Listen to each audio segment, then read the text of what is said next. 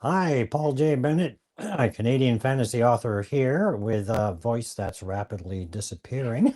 And that's why I'm here. I'm Carol, and I'm his wife, and I help him in the marketing and publishing department. While he writes the books, I do everything else. And tonight I'll be doing a lot of speaking. Yep.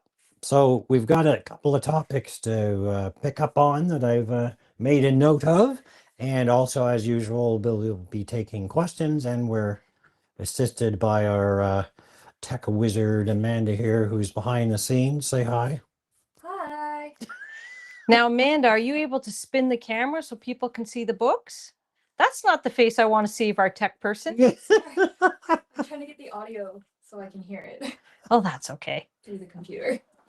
Let us know if you can't hear us. That would be helpful. But if you can hear us, let us know as well. This tells me connection lost on Restream. Connection lost? Okay, Chrome says you're live on YouTube now. Okay.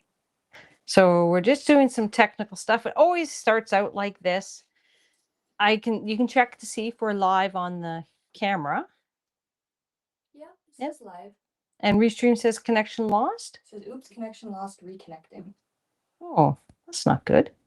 That doesn't usually happen on Restream. You usually have that on TikTok. So if you want to click on, if you're ever trying to do a Restream, here we go. If you want to click on the channels on the top right, you can check and see if you're connected to your 3 channels. So we do live stream on YouTube, TikTok, and Facebook all at the same time. We use a program to do that. So sometimes it glitches, but it's usually pretty good. But it looks like we might be having some technical problems. Are you meant to be wireless internet on Seriously 2.4? Because it says no internet. Okay, 1 second. For the internet on the computer. That's probably why I can't see anything, because I think I just... Oh, is it seriously 5G? 2.4 is fine. Did we just lose? This is why I don't like. Oh. So we're still going. We're still live. You just can't see it. So you talk, Paul. Okay. I'll get the other laptop. We're going to make a few changes here really quickly. Seriously. That one or this one? This one. I don't know what your password is. You got to talk, Paul. That's good, but I've got to also conserve my voice. All right, so we're just setting up everything. Give us a second here. I think we're connected fine. So you can see us. We're streaming very successfully. Need some elevator music here. Technically. Why is it always when I get pulled in for tech things that the tech stops working? Well, it is a tech person. It is a new laptop tonight, so that different laptop, not a new one. Yay, we have internet. Yep. All right, so now I'll come back. Okay. Okay, let me make sure I get this up because now it's... Yeah. There we go. Yes. We're good. Okay. Yeah, they say we're good on YouTube. Okay. Sorry, you're going to see my butt for a second. Much of it with the angle of the camera. Okay. Okay. Hi, darling. This is Hazel. She's our mascot. She actually sits in this chair every day when we're writing. Usually this is between chairs. So for those who are new to Paul's writing, I'm going to do a bit of talking. We do have a pile of books here, but our technician who will move the camera is busy setting everything up. The very first book Paul wrote is A Servant of the Crown. And what inspired this book, Paul? This was inspired by a tabletop role-playing game that I ran for quite a few years, actually. So we started at about, I think it was about 14 years ago when we started playing that particular role-playing game. But that isn't the first game we played in that world, is it? No, that was, I think, the 3rd campaign in that particular world. Well, yeah, I guess it was, because we did 2 other campaigns. Yes. And those also lasted quite a few years. So we had pretty much cemented the world and the concept behind the organization of the church and various other aspects by that time. And for those who ask, you can buy these books from our website and they'd be signed and you'd get whole bunches of interesting things. I'm going to pull them up. So you don't just get the signed book. We just have recognition. Okay. You don't just get the signed book, you get some goodies with it. A pencil here and a bookmark with a sword on it The bookmark varies depending which book you're getting. and a map. And Paul's favorite, Paul, what's that? Dice bag, but you could use it as a pencil case, I suppose. Yeah, and even has a little dice on it because we role play. And that's not just with this book. Oh, there's like you're missing a recipe card somewhere. I am missing a recipe card. I have a recipe card here, but you get it with all these books as well. So Paul has written how many books now, Paul? 36. 36. So if you go to where, Paul? Where can you order those books from? pauljbennettauthor.com. And you can go there. And if you've never read Paul's books before, you can download the first book in any of his series for free right from that website. But we'd also love you to order some of the books. And if you do hear a dinging sound today, that's because somebody's gone on and ordered something from his book. And we have ebooks as well as regular. Yeah, when I say free, we're not going to send you a paperback for free. We're going to send you Ebook ebooks. for free. Yeah. Yes. I mean, we'd love to send paperbacks for free, but we have a dog that must have treats. Yeah. So every time a bell rings, Dog Hazel gets a treat. Well, not true because I didn't bring any treats down. So Yeah, well, they get stored up, I guess. yeah. We have another dog upstairs that will like treats as well. Yeah, but she doesn't like coming downstairs. Pets, treats, they can be the same thing for some dogs. Yes. So, Paul, why don't you ask me a question tonight and then I can do a bit more talking? It doesn't take you too long to ask a question. Marketing, editing, what's it like watching you type 150 words per minute?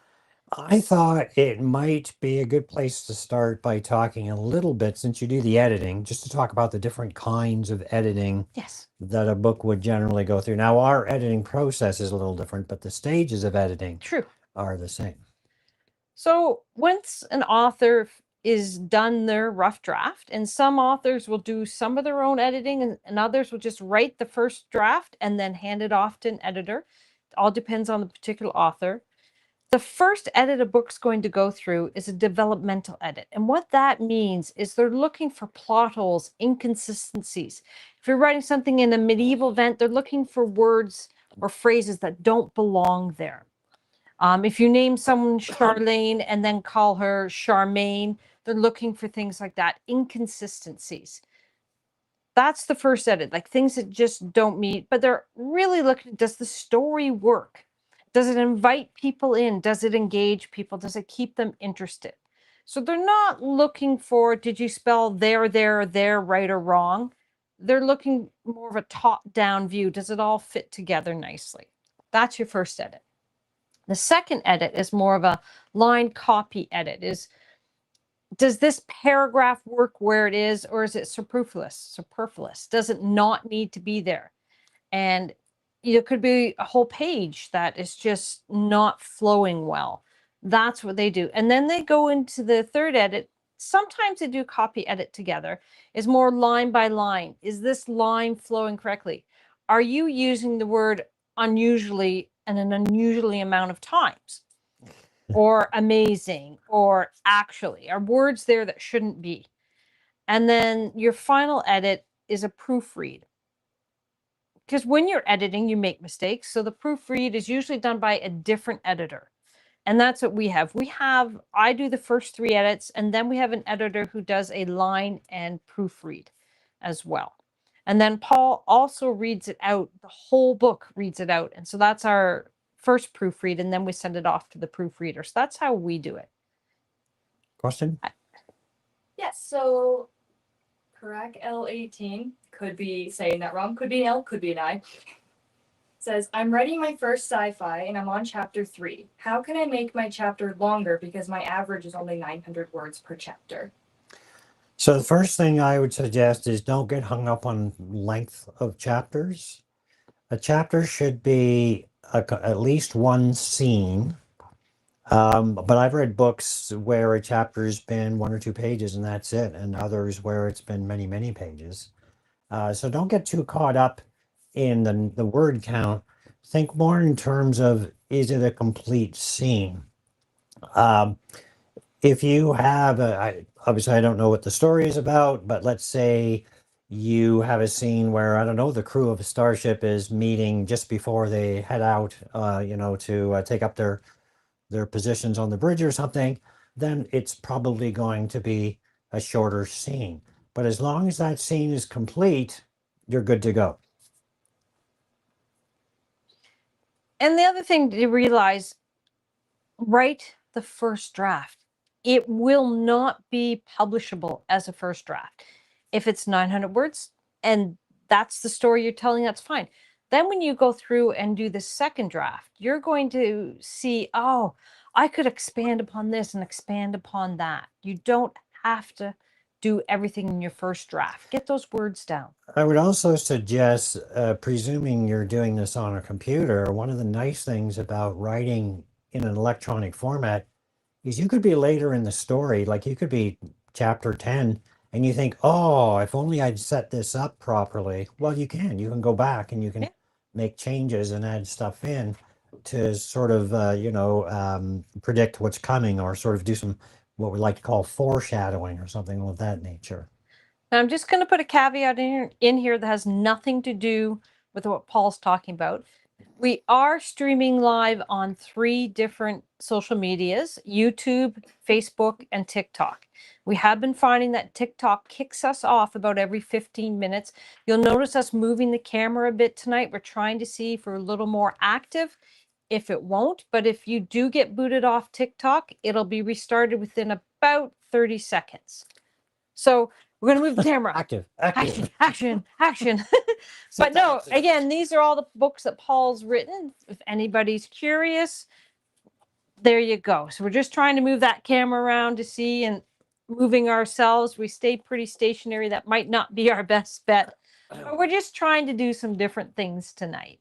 I was hoping I could zoom in on the books, but there's no zoom. No, the only zoom is you moving that camera.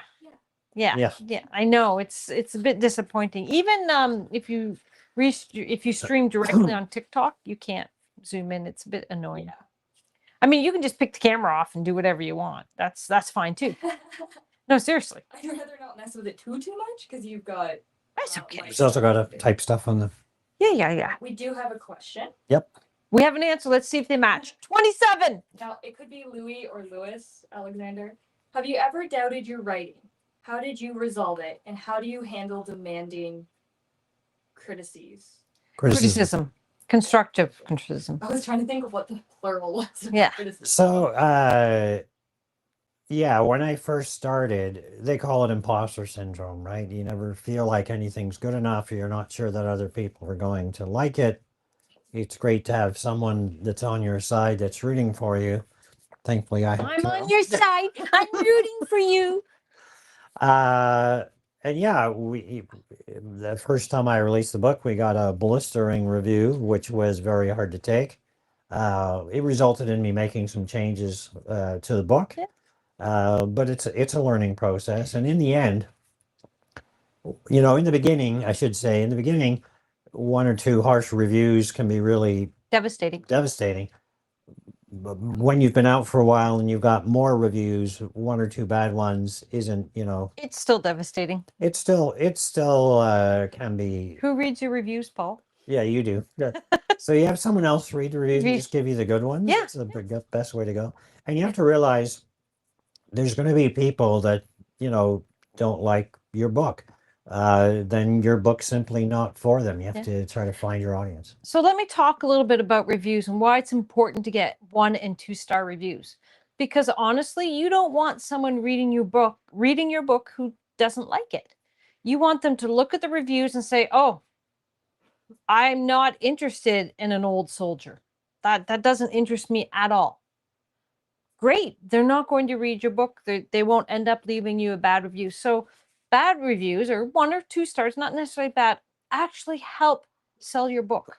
We have some entertaining 1-star reviews. We have one that says Alexa ordered this book by mistake. I don't know if that's still there. That was 8 years ago. That was, yes, but it's kind of a funny one to think of. Well, here's something funny that Paul and I just realized. It's been over 9 years since he started writing Servant of the Crown. So we always say 9 years, but it's been over 9 years now. Yeah, 9 years since we released it.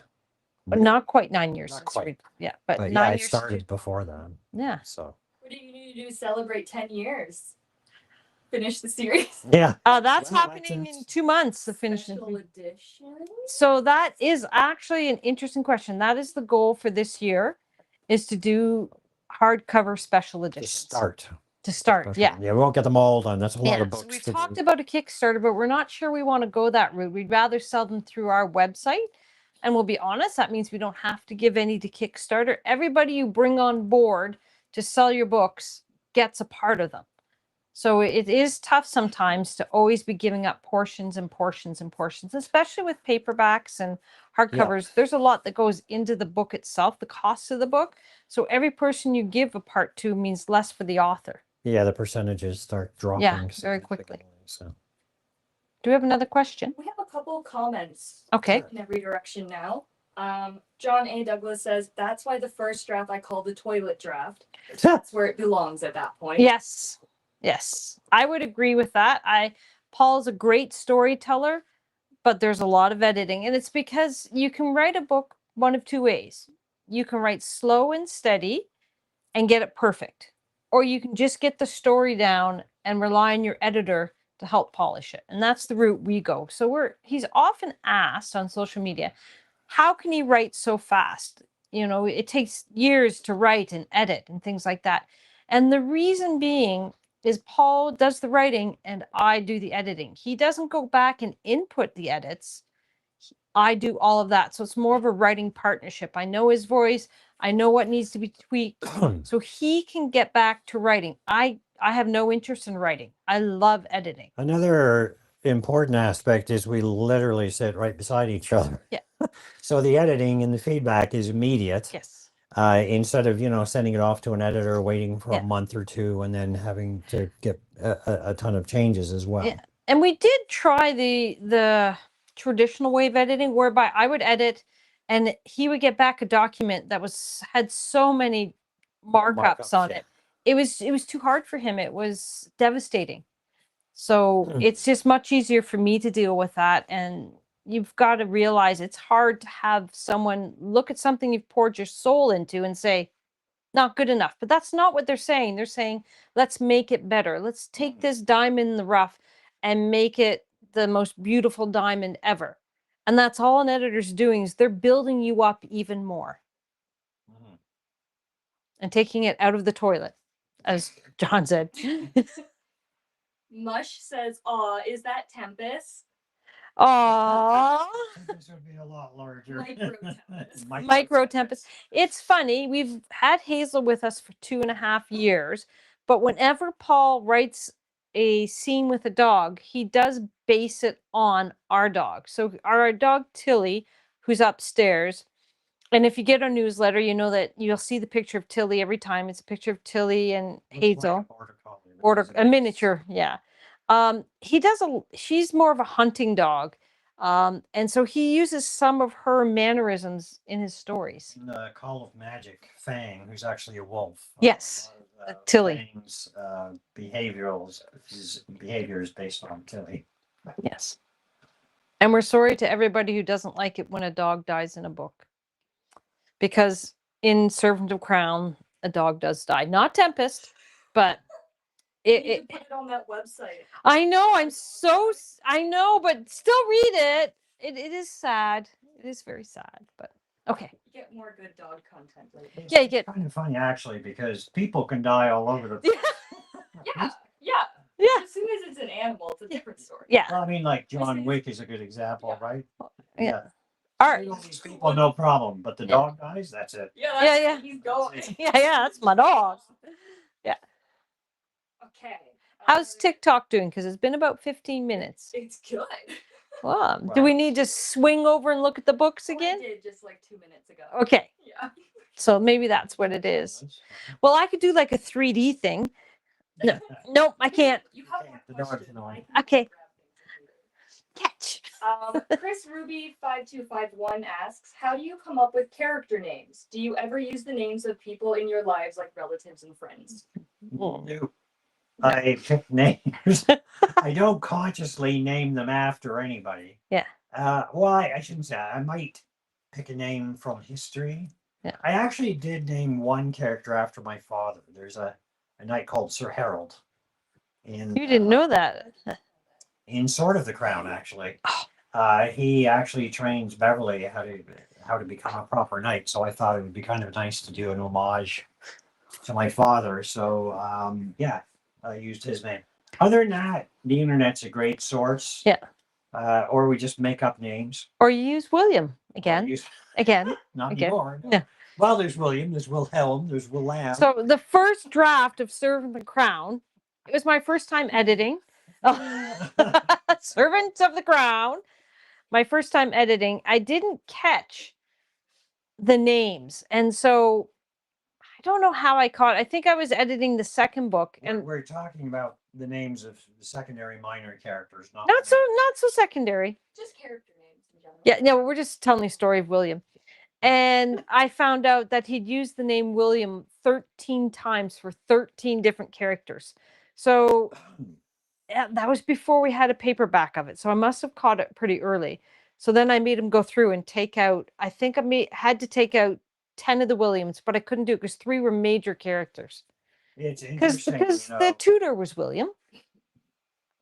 William Renfrew, yeah. And Renfrew was a William. Yeah, it's actually that's one of my major challenges now because I got so many books. Yes. I have to come up with names I haven't used. Fantasy name generator. Yeah, just Google that. There's quite a few of them around. But he does choose his names based on, he's given each of his countries, kingdoms, kind of where they're located, like Germanic or Nordic or. It's basically English. Yeah. With Great Britain. We'll put it that Yeah. way. The power ascending is mostly Germanic. You go to the Frozen Flame. There's a lot of Russian or actually started using Ukrainian names or Slavic names. Yeah. So yeah, that gives it sort of its own flavor.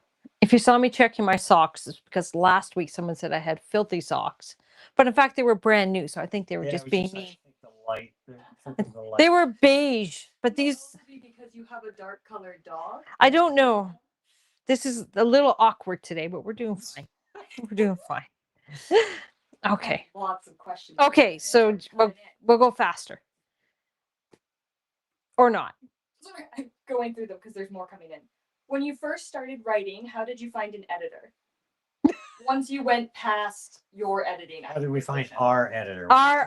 Different editors. I asked on a few of the writing groups we had for recommendations, and I got 6, and I sent them each the first chapter in one of the books.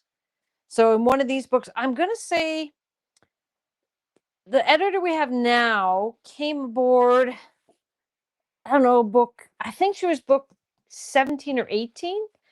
I'm trying to think. It was earlier than that. No, it wasn't. No. So we had an editor. We didn't have a secondary editor for the first few books. And then we had one of our beta readers became an editor.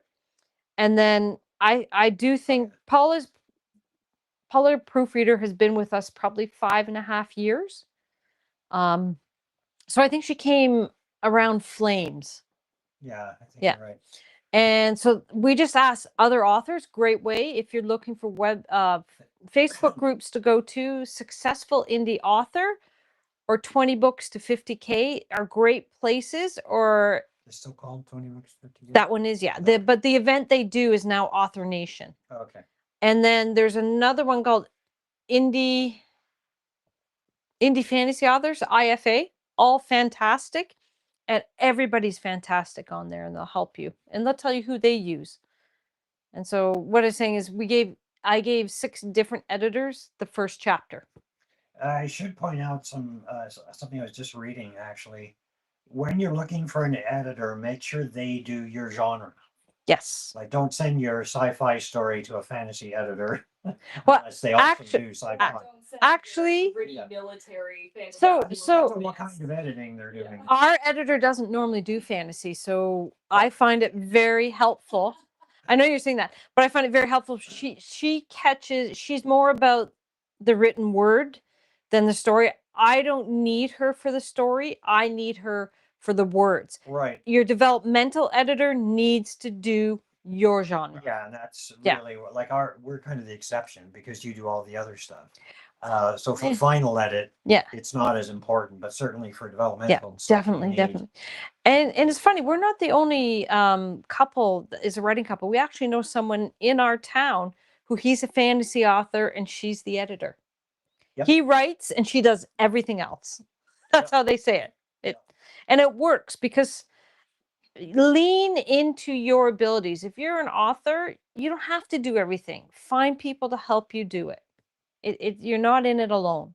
Yeah, the nice thing about the internet is it allows you to connect with other individuals, and Yeah. so that's great. And because a lot of the time, you don't have necessarily friends that read genres, or like other than family members. I don't know that I've got friends that have read my books. Jeff and Brad have read. Brad read, yeah. Yeah, Jeff read everything. Brad read quite a bit until. Jeff read everything and gave me feedback on nothing. Yes.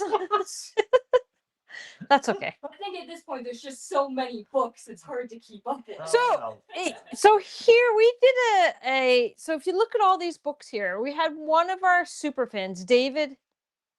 I think it's David S. I think is his. Anyways, he said, "Oh, I'm just new to your books. I'm going to read every single one of your books." And he says, "I'm going to do it in 2 months." And he did. And I thought, oh, he's faking it. So I actually asked him questions about the book and he read through them all. And he would tell me, I did this one, I did this one, I did this one, I did this one.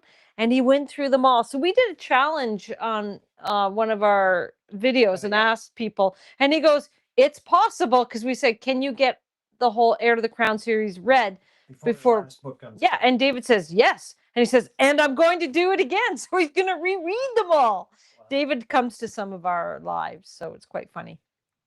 It's also funny because David S. is my brother's name is David S., but this is a different David S. Yeah, I don't know. I don't know David S. You got too many Williams. Yeah. Oh, stop it. You could have written a side story. The Tales of Williams. Oh, look, your voice is gone. I guess I'll do all the talking now. Yeah. Okay. So we have a couple questions that I would say are semi-related. Okay. Are they like cousins, kissing cousins, or second cousins? Maybe cousins. Okay. Maybe second cousins. Once Certainly removed. not the middle one. Julia Lins asks, I see that y'all like Star Wars. Do you get some inspiration from it? You like Star Wars? Yeah, a lot of Star Well, Wars there's books. definitely- Yeah. There's Star Wars Yeah. R2D2 and stuff. And we added our Christmas decoration up there. Yes, that was a present from my mother years and years ago. I think that's It's the 30. Galileo. Yeah. It doesn't really work anymore, but Do you get inspiration from it for writing? I get inspiration from almost any movie. So there are some very, I mean, Star Wars as movies are really science fantasy. It's just it's the force instead of magic. Yeah. But really, it's magic. So aside from not having starfighters and star destroyers, I sure. think it just gets his creative juices going. I think that's the one thing. Paul has this ability to come up with stories and to come up with plot points. So when I'm editing his books, I'll read something, say, this doesn't work. You need to make it a little bit different. He says, okay. And he types, and that's it. He's fixed it that fast. Very rarely does he have to wait and think about it. I think that comes from running games, Yeah. tabletop role-playing games, so on. I think we have a question. David S. is in the chat. Is he? Okay. This is in the house. In Look. the house. In the house. Yeah, don't do that again. Do we have more questions on TikTok? Only reason I say that is, again, if you get booted off TikTok, although it seems to be doing well tonight. I'm moving us every so often. Oh, we show all the books here. But I am nice trying to go books. back and forth between them. Yes, we're just trying to move the camera a bit because TikTok, and rightfully so, wants to make sure that the content is real. So people are moving around. I'm also being a lot more moving around today than I normally am. I'm gonna do a couple rapid fire. So the Okay. one that I think relates to the Star Wars inspiration is the 12 Decipherbles asks, how do you like the cyberpunk genre? Because they're both a little sci-fi. Yeah, I don't really read cyberpunk. We do watch some TV. Yeah, I mean, we've Movies. seen cyberpunk. I guess it's not my genre of book that I prefer. I prefer Yeah. straight fantasy. There's nothing wrong with it. It's just I not think my. I read William Gibson's or somebody's. It was a cyberpunk book. Well, William Gibson is kind of Yeah. is kind of the father of. Yeah, so I read his original book many years ago. Can't remember much of it, They're but all I good enjoyed it. books. Yeah, Yeah. I've read that one a long time ago. Someone told me to, so I did. I don't always do what I'm told to, but I did that time. Sometimes you have to be a little bit naughty. Sometimes. At the risk of quoting Matilda. Okay, the musical one was so well done. Ew, yeah. That was really Sometimes good. you have to be a little bit naughty. That's exactly what I was thinking when you said it. Correct asks, do you prefer boiled eggs or scrambled eggs? I like Oh. easy over eggs. Yeah. Omelets, maybe. Just to be different. Sometimes you have to be a little different. Yeah. I like pickled eggs. Yeah. Yeah. I don't like pickles. Ooh, they stink. They stink so much. Or deviled eggs. Oh, deviled eggs are good. Yeah, but they take a lot of work. Yeah. I like my eggs sunny side up. But a cheesy scramble's nice. Yeah. But omelet is healthier, so that's what we usually do. Yeah. Egg Move white the heart omelet. for stuffing. Yes. Well, not actually throw, but Well, okay. yeah. So Okay. the next one is, what's your favorite genre? However, I do feel like you answered this. Because you said you prefer to read straight up fantasy. Yeah, but that's not his favorite genre because if you look over My here, favorite genre is actually historical fiction. fiction. And to my mind, my fantasy is historical fiction, but it's historical in my world yeah. where I I mean- can control all the. I mean, we could show you over here that he has a bookshelf full of historical fiction books. Julian Stockwin. Yeah, you'll see other stuff. Jack Bernard White, And that's not even all Bernard books. Cornwell, and then he has historical nonfiction, which is the bottom four shelves. I don't, yeah, like he's got Man at Arms books. For Christmas this year, I bought him 2 more historical fiction books, One on historical submarines, nonfiction. One on aircraft. So he likes modern day military warfare, but he also likes historical. One of my favorites. Yes. Well, when did you become interested in military history and military? I've always been in. Well, my father served in the Royal Navy in World War II. England's Royal Navy. Yeah. Yeah. Well, I didn't say Royal Canadian Navy. Royal Navy. Yeah. And as a kid, I built plastic models of aircraft, ships, Yeah. tanks, not cars. Yeah. I think I built one car. Yeah. Couldn't get into cars. No. But tanks and stuff was Yeah. really cool. It's interesting because I was out buying him stuff for Christmas, but afterwards I'd gone to a model shop and I said, "Whatever happened to all your models?" And he honestly doesn't remember. Yeah, I remember having them. I used to hang them from the ceiling. You know? Yeah, I know, but you don't know where I they have went. no idea what happened to them. Yeah. I mean, I lost them before I joined the military. Yeah, So yeah, no. I don't know. Do you have any more questions, or should I pose a question for Paul? Don't you worry. I have questions. We have You guys answers. go on. Okay, well, you may interrupt us because we will go on and on and on. It's like we like each other. I just want to say Lord Bigfoot said I'm trying to publish my first book, so just want to say congratulations on that. Yeah, very good. Very good. Yeah. And remember, there's 2 ways to write a book. One, you write to market, or you write the book you want to read, I think is the best way to say it. Yeah, that's Yeah. what I do. I write what I would like, what I like to read. I guess there's 2 ways to write a book, but that's Well, yeah, I guess there's other lots ways. of different ways to write a book.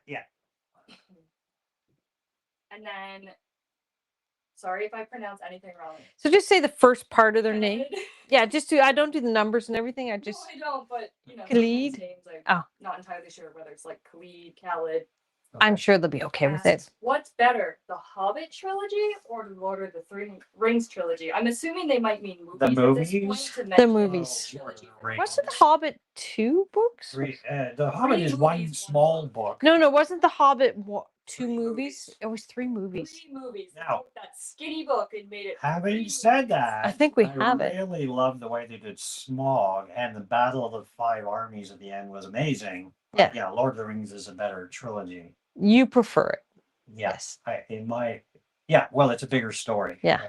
If you were comparing the books, which would be I'd better? still say Lord of the Rings. The Hobbit was really written as more of a child's story. Not that there's anything wrong with that. Or did you find it? Okay, No. you're just holding. I'm going to say, did you know, our technician, that Oh, yes. this book is the same length as the 3rd Lord of the Rings book? Return of the King. You're gonna discover something here. I've never read Lord of the Rings. You should grab that for me. I've read The Hobbit many times. You read The Hobbit in grade 4, I sure did. and then you skipped to grade 5, right there. It's one of the ones with the rings on the neck. The rings. So it'll be Return of the King. Well, you have more than one Lord of the Rings? Yes, I do. By the way. What, you want the trilogy here? No, Oh, just just just Return of the King. Not the last one, not Yeah. the first. The last one is the longest. So the word count is roughly the same almost. yes. So here, you hold that one. So how many pages in that book? Well, I won't count all the appendices. So There's a lot. this has 372 pages. Okay, the actual, it's too many appendices in this. Yeah, we don't do appendices. That's too much effort. Yeah, wow, Appendix A is really long. 378 pages. So here's an interesting. These, oh my god, that's a lot of appendices, but same number of pages. But if you look at the writing, hold Yeah, you yours have a up. lot more text on the page. See? But this is a smaller font. Yeah, It's paperback versus trade paperback, right? Yeah. but what I want to get at is these are the same word count. Yeah. So often when you look at Paul's books, we have a lot of people say, "Oh, they seem so thin," and they do seem thin, but there's the same word. So size doesn't matter.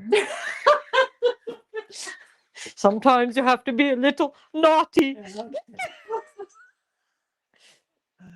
No, size doesn't always No. I'm so glad I grew up with you, so this doesn't phase me. We haven't mentioned that, but we can. matter. Our technician might be related to us. David S. says, she planned that for a minute. Nope, just came to me. So, And Hannah says, my Lord of the Rings copy is my parents' from 1968, which was the first omnibus edition. ooh, I think one of the copies he has up there is from the 70s. Oh, probably. I've got. I know. It's faded like this. So this particular copy, we decided we wanted, for the purpose of doing videos, we wanted matching. So we have 3 all the same, Yeah. the whole set. the whole set. But he has one up there that, How over the years I ended up with like book 1 and book 2, and I probably lent it to Yeah. somebody and who does that? We do it all the time. We lend things out to people and forget who we lent it to. For example, nothing to do with books, but I have a foldable cart that I lent out to someone and forgot I lent it out. That someone might be my technician. And then I told my mother I couldn't help her with something with the cart because it had been stolen. And I said, I can't believe someone stole that old crappy cart. And then Amanda goes, you mean the cart you lent me? And I'm like, yep, that's the cart. But that happens with books. Does anybody keep a record? Like I've seen people say they write down everyone they loan their books to so they don't lose them. They do like library cards. Oh, that's a good And they idea. write the title and the person they loaned it So, to. have you ever borrowed a book from someone and then forgotten who you borrowed it from? I borrowed a book from someone and I don't know where the book is. And I never read it and I don't know where it got put. This could happen. See, I borrowed a couple things from people, and then we stopped talking. Not because of borrowing, Yeah. but then I wind up with the thing. Yes. I don't know what to do with this now. Yeah. Yeah. So is that a problem anybody else has? Yeah. Yeah. Good question. Good question. Good question. Good question. Oh, Do you have room for your legs? David S. says, I never loan books, always give them. that's a good way of doing it. We actually went to an authors group and we took one of his Servant of the Crown books. Yeah. Woo! You get a treat later, honey. She's very happy. Yeah, she's like, I'm just going back to sleep. She does do a lot of She's sleeping. got a professional sad look, though. She does. Oh, hi. So yeah, she just. She's actually very happy. Hi. Hello. She's very happy. That I said that because someone went to the website and picked up a book. So that's what the bell means. Julia asks, I'm from Brazil and I would like to read your books. Do you have it in other languages or is it just in English currently? Just in English. So we are looking at the possibility of doing translation. But there are different possibilities and we really have to investigate it further and try and decide, look at all these books. Could you imagine translating all of these? Yeah, plus it's an expensive proposition. It's an expensive proposition. They're all alternatives. But again, we don't want a product to produce a product that isn't good. And if we can't read the language, that's a big, tough one for us is what is it? You have to trust that someone else does it. Yeah. So a bit of a trust issue, I think. Of course, if a traditional publisher approached us and wanted to publish them, we'd say yes. Well, I think the big thing is too, when it's translated to other languages that you don't know if the same meaning is going behind it. Yeah. Language changes. Yeah. And so you'd have to have a really reliable translation company to make sure that. And they are out there, but you have to understand translating one book is $5,000. Translating 36 books would be $180,000. We don't have that amount of money. Not unless we sell the house. Yeah.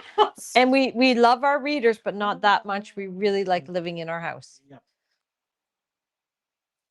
Lord Bigfoot asks, how much did it cost you to publish your first book? We're unique. I mean, cash outlay for the first book was Servant of the Crown.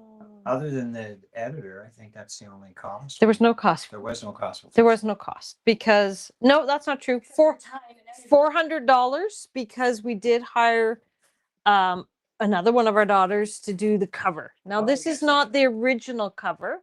I don't. The original down here. Yeah, it's upstairs. So we did pay $400 for cover, but I did the editing. Could have done a better job, but it was my first book editing. But that being said, you can choose to spend however much you want. There's no set fee. We don't recommend going to a vanity press. A vanity press is someone who will publish your book for you for a fee. And there are some vanity presses out there that buy the rights to your book, but they still charge you for editing, for the cover, for marketing. Yeah. Basically just taking your money and not giving much in return. But there are other presses out there that will work with you. So if you don't understand how to self-publish a book, there are small presses out there that will do all of that for you. And you may have some costs, but you own the book. That's the important thing. If you're considering one of these companies, is to go into various writer groups online and ask people, and you'll get a pretty quick response if the company in question is a vanity press, and you want to avoid those. Yeah, you want to keep your rights unless you're getting a traditional publishing deal. Yeah. So the cost it's up to you. Typically, when you hire an editor, you're paying per word, basically, but it's like 0.000 per 1,000 words is usually what it does, and it's usually anywhere from $3 to $20 per 1,000 words. Book covers go from $50 to $1,000. In Canada, you get your ISBN, which is the number on the back of the book. That's free. It's free in Canada, but in the US, it can be up to $150. If you use the one through Amazon, it's free, but you can't use that at any other website. But it is, I mean, you can start out small and then as you get going in your author career, you can republish your stuff too. That's why you have to be careful about who holds the rights. Yes. Yeah, because if your publisher owns the rights to the book, you can't do anything No. else with it. Yeah, kind of as many ways as you can kind of shrink it down in Yeah. levels of people it has to go through. Yeah. More profit you can keep on your side. Yeah. Yeah. To at least make it a profitable venture. As you get going in your author career, then you can bring it to another level. I think that's the best way of saying it. Hannah says, I pick up a copy of my favorite book every time I see it in a charity shop just so I can give them away. We're talking about Oh, that's cool. I've actually, someone said that they picked up your books in a used bookstore, and Paul said, oh, and I went, that's fantastic. That means somebody read them, loved them, and wanted to share them. Always look at the glass as half full. Are you booking a secondhand store? Yeah, he found his I've books. only ever seen one. Yeah. And I've been to a lot of secondhand Yeah, stores. yeah. And it wasn't the first one. Yeah. Which I'm guessing means they probably just got a duplicate copy. Yeah. That could be. It was in very good condition. That's good.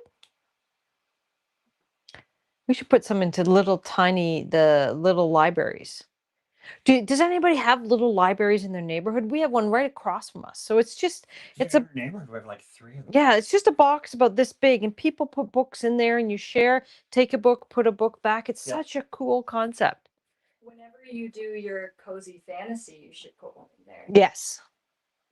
Would you like to talk about your cozy fantasy? A little bit? So the cozy fantasy is called, well, the series is called The Bucket List. Yes. And the first book is called, or will be called, A Drop in the Bucket. And it's about a goblin wolf rider who is essentially retired after fighting, in a war. Yeah. And opens or ends up owning or running a shop that rents equipment to adventurers. Shovels, picks, rope, all those Lanterns. everything that people like to stock up on before they go adventure. Yeah. And of course, it's not the most profitable of businesses, and so lots of other stuff happens. And the goblin's new to human language, understands human language, but not sayings. Right. And So it's almost goblins are smart. They're just not well educated. Yeah. So they pick things up quickly. Like someone says, oh, I'll be fired. And the goblin goes, oh my God, that's barbaric even for goblins. Yeah. Thrown in a fire and like, no. Fired means I'll no longer have a job. Oh, okay. I'm editing it, so I remember that scene just happening. Someone was asking about the boiled or scrambled eggs again. So David answered and he said, oh, did this say scrambled or boiled? He said over easy. She said pickled. Okay, I know. Barbarians. I think it's universal. Yeah. Like potatoes. I also really like quiche. So. You don't want a frittata? It's funny because my mother used to make egg pie. Yeah. Quiche. Which is just quiche, but egg and bacon pie, which is a different name. But your mother made very strange food. Yes. Bless her heart.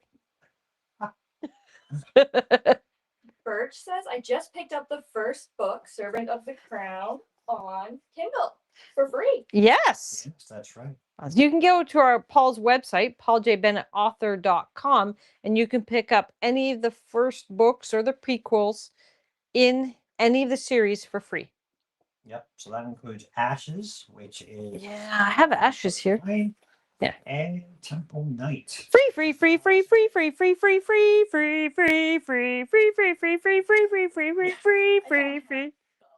Yeah. Yeah, they're not for free. The other ones aren't. These are the only. Temple Knight is not for free. Yeah, then I'm showing the wrong one. Oh. Okay. My bad. Oh, That one. Temple Knight was. No, Temple Knight is not free. It's Tempered Steel is free. Oh, Tempered Steel, yes. So. We occasionally do. But you can go buy these and read them. Yes. Yes. You're enjoying this way too much. I didn't grab all of them ahead of time. Yes. That's okay. We can do that next time. Hi, mystery hand. Bye, mystery hand. And it's a different mystery hand, David. Oh, David's got to run, so he says. Okay. Okay, thank you for Lesson joining us, learned. David. See you next time. Yeah. I used to be the mystery hand, but I have passed that down. It's almost 9. Is it? It's 8:50. Any other questions? Tyler says, I'm a self-published author. What is the best way to reach out to a publishing company for my series? I'm not sure. So we are self-published, but again, go into your Facebook groups, but also go onto social media and search exactly the question you've asked us. So there are a lot of literary agents on social media telling how to do it, how to find them, how to get your book into the hands of traditional publishing houses. There are some that have open submissions. And you just have to do the research. You have to figure out how to do that first letter.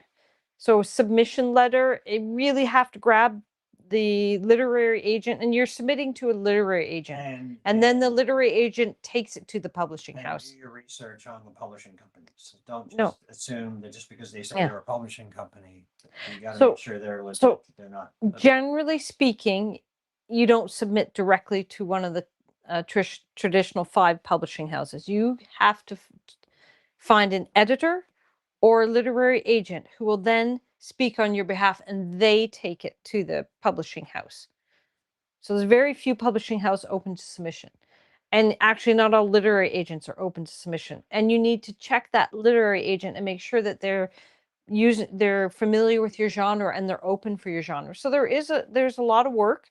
And if you want to be traditionally published, you have to keep going until you get traditionally published. You could get 75 no's and then you get that one yes. Yeah. So you just have to understand it's a process and keep writing. So write that first book, have it professionally edited before you start submitting it. And then write the second book and the third book and the fourth book, because you're just going to get better. And if you get no's, you'll find some literary agents will say, you know what? If you have another book submitted, this just didn't fit my needs. So then you have another book and you submit it. But the no's mean nothing. It just tells you you got to go with someone else. Yeah. It's almost like applying for jobs. Yep. You just Yeah, keep pretty much. going. Yep. Yeah. Because you get there in the end. Jack says, hey, Paul, congratulations on the books. Thank you. Thank you. A lot of work, Yes. but it's fun. Lots of typing. Enjoy Yes. working together. So. Yes. Well, this isn't the first time we've worked together, No, actually. we've worked together quite a few times. See all So- those beautiful books there. Books. We used to run we run 2 businesses together. We used to run a computer store and we rented computer software. At the For- time, it was legal. At the time it was legal, and then it became illegal, so we had to then just make Pivot. computers. We pivoted, and then we ran an internet cafe. Well, I ran it. You worked elsewhere, but I have to let that work. you helped with the networking. So we like working together. If you ever want to test a marriage, build a shed together. That's what they say. We did that. We did do it. We built 2 sheds. And still married 40 years later. But a lot of cursing. Do you have any other questions? Do you have any questions for me, Paul? So what? Okay, we talked a bit about publishing. What are your preferred social media platforms for advertising? For advertising. So we don't advertise spending money on social media. We advertise through Amazon and BookBub. That's where we spend our money on it. We have in the past advertised on Facebook, but they've changed the platform and keep changing it. Oh, and Kobo too. You do the So special we stuff. do Kobo. Yeah, it's a bit different. But which social medias do we find the most traction on? We started out on Facebook 9 years ago, and then we slowly added more. And I would say our top 3 right now are TikTok, YouTube. Facebook isn't as popular anymore. Even though we're streaming on it right now. We are streaming on it right now. It's kind of going through. Facebook's changing, I think, a little bit. Phases. Yeah. but we are on a lot more. But those are our popular ones. I think we have another question. I don't know if I asked this. And asks, Paul, do you read any books in your downtime? If yes, what is your go-to? Actually, I'm outside my normal genre right now because I'm reading The Witch's Foundling, which is a gas lamp fantasy. And why It's did more horror. why did you pick that one? We're at a book fair, and the author. This is bad. I wasn't expecting this, or I would have had the book here, so I could show Yeah, it yeah. off. And it just intrigued me. I was talking to the author about the Sure. concept of the story, It's on the bedside table. and I thought, yeah, that would be kind of a cool one. Yeah. So that's why I'm almost done it. I'm I know. literally at the end where it's about to reveal, and I think I know who they're going to reveal, Oh, do you? but I don't know yet. I won't know until tonight. Well, how often do you read? Well, just before bed usually. Yeah, But yeah. usually it's only a chapter or two by the time I get into bed. So I would say Paul used to be a more avid reader, but it's like when you do something all day long, it's kind of hard to do it as your downtime. Look at this, and here's the book. oh, there you go. So There you go. have Alison to- Williams, yeah, who I met, a very nice individual, and this is her book. Ugh. It's a five book series. yeah, you were saying that. So I think I might actually pick up the next one. And what's interesting is we actually want to go to more book fairs. So if you know of any book fairs within a 2-hour drive of London, Ontario, not London, England. not London, England, that's a little tough. That's a lot of swimming. Well, I mean, technically we could fly, but the expense, we'd have to sell a lot of You have to sell a lot of books. Plus, we'd have to get the books over there. Yeah, I mean, and we don't make as much a book as people would think. Yeah. So, Another question? I was gonna say we're looking for book fairs, so you Yes. can always message us and let us know. Now, if you want to keep up to date on what's going on in Paul's writing, join his newsletter. You can go to get his newsletter by going to pauljbennettauthor.com, and you can sign up for the newsletter there. And we do occasionally give away free books. Lately, we've been giving away special discounts for our newsletter subscribers only on his books. So buy one, get the second one 50% off. And in every newsletter, we do a little, not a quiz, but like a questionnaire. Survey. And sometimes it's just something silly, and sometimes Like it's something a little more interesting. Socks with sandals or no socks? Anyway, if you answer that, doesn't matter what you answer, you're put into a draw for An ebook giveaway. free. And we call it Tilly and Hazel's ebook giveaway. Yeah. Yeah. You know, So I think we're all out of questions. No. no, Okay. no, oh, I got a couple more for you. Okay. over, And these are going to be the final questions. C asks, best way to build up an antagonist. Ooh. Antagonist. So some of that will depend on how you're writing. If you're writing third person, omnipresent, whatever, you can switch to the scenes where you get the bad guy's point of view. If you're writing first person, you can't really do that because you would have to do it by like conversations and discovering evidence and so Yeah. on. You wouldn't. I think from a writer's perspective, it's easier when you can switch to a scene and you see the bad guy or the villain of the story doing whatever it is, plotting whatever it is. You can also use that to build tension as well. You know, it's one thing to have an adventurer fight a bad guy. It's quite another one to switch scenes and there's a bunch of evil ne'er-do-wells just about ready to jump out with an ambush, and only the reader knows that and the characters don't. So you can use that to build suspense as well. But it really depends on what Yeah. your overall plot is. You've done that in a couple of your books where the reader knows exactly what's going to happen. The What? characters don't, yeah. Yeah, the protagonist has no idea.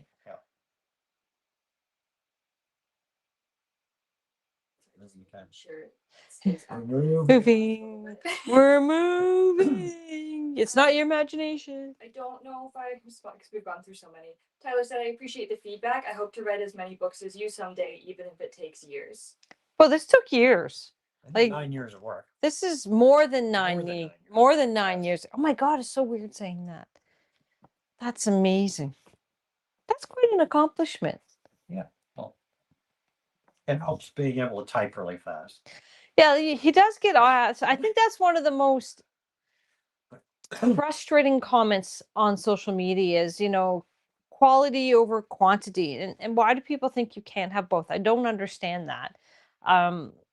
There are authors out there who are very prolific, traditionally published authors that are very prolific. You just you don't realize it.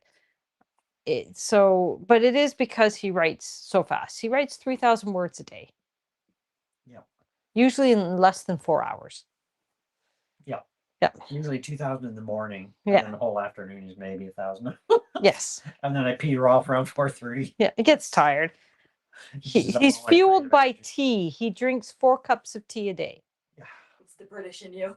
Yes. Not all black tea. Like, yeah. We drink other types of tea, like rooibos. You mix it up once in a while, Well, we have over 80 flavors of tea upstairs. Yep. So might like our tea. I'll give you just quick ones. There's about 2 left. Okay. Zach Bartron asks if Heir to the Crown is a finished series. It will be. The last book is coming out in what? 2 months. 2 months. 2.5 months, yes. And that will total how many books in total? 15 main Seems like- books plus a whole bunch of side 6. stories. 6 side 6 stories. side stories. Will you ever do a 14.5? Probably not. No. I kept asking for the elves. So if you want a 14.5 about elves, you got to bug him for it. I wanted one about the elves, but he's like, no, I want them to have their mystique. I'm like, no, I want to know about the elves. I mean, I may write an elf story like in the future, not as part of that series, but Oh, Your dream could still come true. Yeah. I just got to keep them around for my elf story. Just that, nothing. Nothing else, just my elf story. So the last one, because I don't see any others, is Prince Kumar says first, the dog is so cute. This is Hazel. She is wonderful. Yep. She is our muse. Hi, honey. Asks, how can I make my stories more interesting? Oh. Ah, I know it's a hard one to answer because it is really dependent on so many things. But you have some Drama. some ideas of things Tension. that can add tension and drama. I think one of the important things when you're writing a book is whether you use an outline or not, you have to know where you're going with this character. Yeah. And it's really the character that sells the plot. If you think of what's currently on TV or streaming in terms of TV shows, look at all the, you watch things like High Potential or Monk. Yeah. You've got sort of the quirky characters. Yeah. But that's what differentiates them. They're not just a normal character. They've got something else to them. Yeah. And I think you've got to give the characters life to have them stand out to the reader, to make them interesting to the reader. And if you get the right characters, I think the story will, in a sense, tell itself. All right, I think that's enough for tonight. It's 10 after 9, so we've gone a little bit over, which is Fantastic. which is great. We usually end up going over. So thank you for joining us on the various streaming platforms, and we look forward to hearing from you again next Thursday night at 8 p.m. And if you want to get hold of our books, you can go to our website, pauljbennettauthor.com. And 8 p.m. which time zone? Eastern Standard Time. Or Greenwich Mean Time, -5. -5. Yeah, negative. -5. I just know it's New York, Toronto. And once a month we do our European edition. So at the end of the month we'll be doing 2 lives in one day. One during the afternoon Yeah. for people in Europe. And then our assistant won't be here for the afternoon one, so I'll have a big table here with 2 monitors. So that's it. All right. So you have to press Yeah. end live. So goodbye. Avidas. How's that song? So long. Farewell.